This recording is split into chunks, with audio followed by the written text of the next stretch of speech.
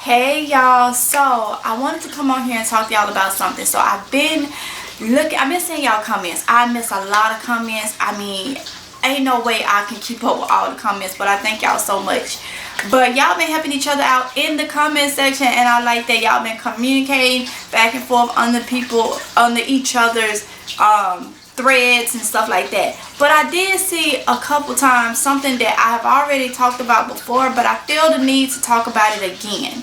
So some of you think that they'll be able to help, that the government will be able to help the people that's less fortunate, that's like having an issue with getting food for their family. And this pretty much came on the video that I just did about food banks that's struggling to feed families. So you gotta understand, with everything going on, how is they gonna be able to help us? How are they gonna be able to help with food stamps? Because I saw an article a couple weeks ago where they were saying that the food stamps may get cut because they don't feel like they need to help anyone that's low income, to a certain extent. I saw that article and I'm like, okay, so that tells you right there, like, it's not, there's people that, I get it, they disabled, they can't do for themselves. Them should be the only people that's disabled and sick that get any special resources. But you got so many people that goes to the food banks, that get food stamps and stuff, that's able-bodied. And I'm just saying, and when I say able-bodied, they not sick, they have all day mobility, they can do that, and they just still get food stamps because they can. And that is draining a lot of the funds that can be used to help people that really need help. So it may get to the point where you can't depend on food stamps, you can't depend on them to give you, but everybody needs to prepare, because I've seen it more than once in the comments. They're like, oh, they'll be all right, they're not gonna starve. That by you saying that, whether you being funny or you actually mean it, do you not understand how many people look at those comments and may be like, yeah, you know what, she right, they gonna help. And then when there is no funds and nobody can help with, then what's gonna happen? Those people are going to starve. Those people are going to have a problem. So right now, we trying to help people to get in that mode of stocking up, growing their own food, doing what they can to try to help themselves. If you on a fixed income, it's not, when you go to make groceries, pick up an extra bag of rice, pick up an extra bag of beans, put it to the side. Well, that's $2. That's $2. Okay, if you go to the well, I'm gonna say $3 in case you go to like Dollar General or Dollar Tree or something like that, because their stuff is $1.25 now at Dollar Tree. So I'm gonna say just $3. If you just take $3 and do that, you will have something.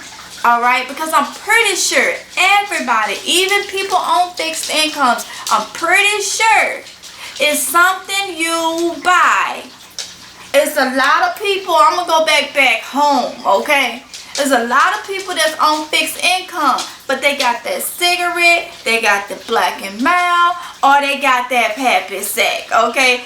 A lot of the older people probably, that y'all know what a Pappy Sack is, but that's what they would call it back home. The older people, y'all know I'm an old soul, okay? And a young body. I'm an old soul and a young body. But it's, so a lot of people, either one or the other, that's still on fixed income, a lot of people is still, buying that stuff, that Pappy Sack, them cigars, or them cigarettes, okay? I'm just saying, I ain't knocking nobody, that's what you do, hey, fine, that's what you do. But all I'm saying is, could you, instead of getting that, you could get that one pack and then get that food. You know what I'm saying? Because that stuff ain't gonna help you unless you bartering or something. It ain't gonna fill you up. It ain't gonna supply any type of balance in an emergency situation, or the fact that everything is going up and all. And I'm pretty sure those things probably go, I don't buy them, so I don't know. But I'm pretty sure that stuff has gone up a little bit too. So you keep that in mind, and please, you know, you cannot have that mentality that somebody is obligated to help you. Because with everything going on, you actually will think that they will not let people starve. It's not even them letting people starve. It could be just the fact that the funds is not there. You know how many people it is in this country that is on fixed incomes and stuff. Where that money coming from if they just gotta shell it out to everybody? You cannot have that mentality. At the end of the day, you got to prepare to the best of your abilities. Everybody's preparation is going to be different because everybody's funds is different. Everybody, you know, the financial and overall is different. So you can't do that. You can't, you know, you can, because it's your right, it's your choice. But it's also my choice and my right to, you know, kind of shed a little bit of light to it that, hey, that's not the best way to think that, oh, we're not going to starve because they're not going to let us starve. You know, you got to be doing what you can. Everybody can do something. I'm going to tell you now, if you're watching this video on your own device, you can do something, because if you qualify for a government phone, you probably get some assistance somewhere. Okay, that bag of rice and that bag of beans, alright? If you're not, and this is your device, I'm pretty sure you can take $2-3 and buy something, okay? Because you're paying for that phone bill or that internet, okay? Because you're watching it on the TV or whatever the case may be. It's just meant to just let people think a little bit more. I'm not saying I'm right or whatever. It's my thoughts, my opinion. But I saw it and I'm like, hey, they need to do this video again, because it's been a while, I think, since we talked about the fact that you cannot depend on food stamps. You cannot depend on, TANF and stuff like that. You can't depend on none of that stuff. I'm going to be honest with you. Those of you that get child support, I'm right there with you. You know, I had my oldest daughter before I got married, okay? So he don't want to pay child support like that. It's a constant struggle with them going, you know, a year, and then what they having him to pay it's just like, it's different, because, you know, I'm in North Carolina, he in Mississippi. Mississippi rules is different. You know, up here it's almost $400 per child. Down there he's paying $150, even though the child is here. You know, so, and that's every blue moon. You know, that's every blue moon. You know, he'll change jobs just to keep from having to pay. Then they got to start the whole thing and figure out where you working and all that. It's just a mess. Good thing I don't depend on that, because that $150 is something, but it's not set that, hey, this is what you're going to get. So I'm talking to all the mothers, all the dads, because I know there are some single dads and there are some single mothers. And if y'all are getting child support from either, because yes, y'all females are on child support now. So I know a lot of people think that's all the men. No, there are some females that's on child support.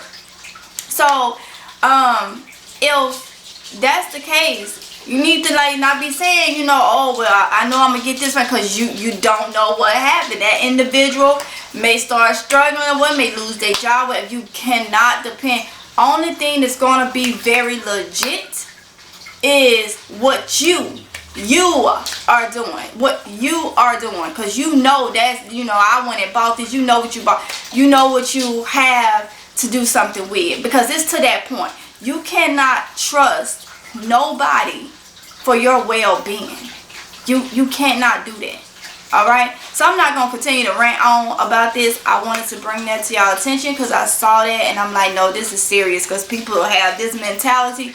This is serious. I need to touch on that a little bit. Okay, so I hope this is helpful. I hope it's shining some light. I hope I'm speaking, you know, where y'all understand where I'm coming from. You just gotta, you can't depend on nobody.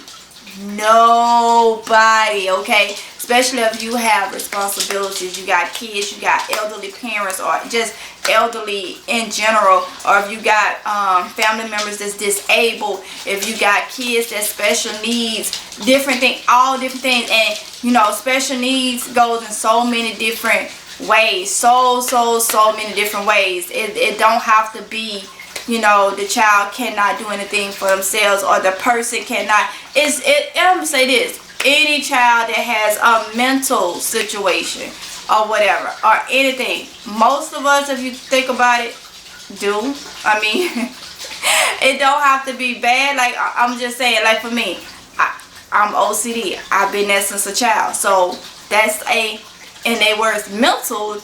You know, but you're not crazy. You're not crazy. That, you know, you're not. Y'all get what I'm saying. People that have any type of situation, and even if you don't have no situation, if you don't have no health issues, if you don't have no mental issue, if you don't have none of that, you still need to prepare, because guess what? Things can change as you get older. You can develop a health situation, God forbid, but you can develop a mental situation, God forbid, but it can happen, because that's life. So it's like it's a situation that you just don't need to stop preparing. Okay, you gotta look at the whole thing. You just can't just zoom into one thing and be like, oh, we good on that, we good on that. You gotta look at the whole thing. Okay, so with that being said, let me go ahead and get off in here. And I'll see you in the next video if it's y'all as well. Okay, y'all be safe. Bye.